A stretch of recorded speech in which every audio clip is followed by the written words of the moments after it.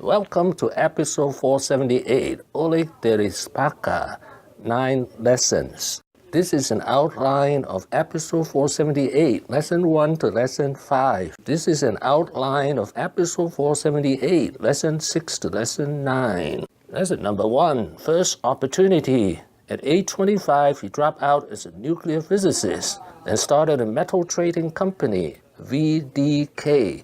He traded with Estonia. Lesson number 2, billionaire in 3 years.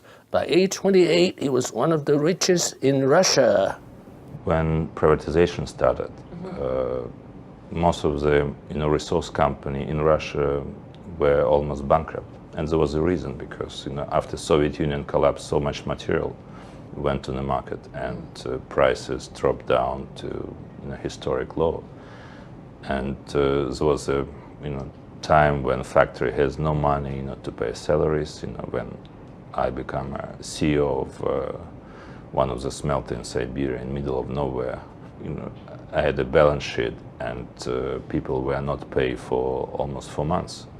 There was no chance to buy raw materials. There was no chance to make a proper export arrangement because there was a licensing. And I started cleaning this, and it took me almost 3 years before. Lesson number 3, work 15 hours a day and take responsibility.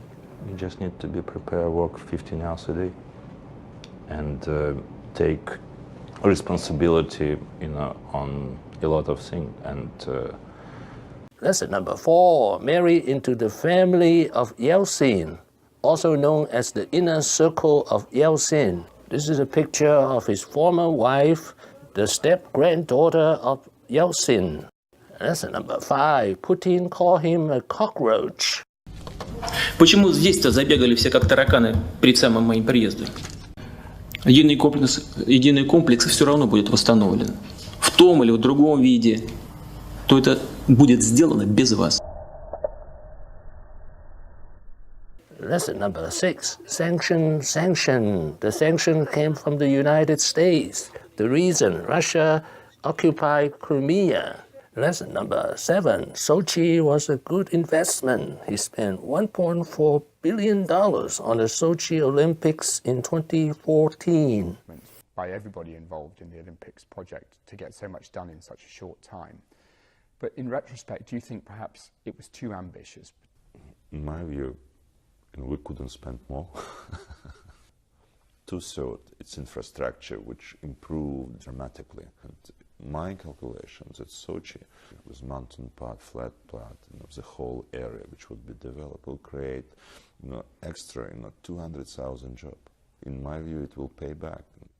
Lesson number 8, he lost 85% of his fortune in 12 years. From the richest man in Russia with a net worth of $28 billion to $3.7 billion. He became a citizen of Cyprus in 2017 to save some of his fortune. Lesson number 9, he wants to help the Russian people. So what are your ambitions? I mean, and I know you take issue with the term oligarch, but people look, a lot of people like you don't spend a lot of time in Russia. You spend a lot of time in Russia, and you want people to invest in Russia. Moment. All business. All business. And we have a lot of things to do.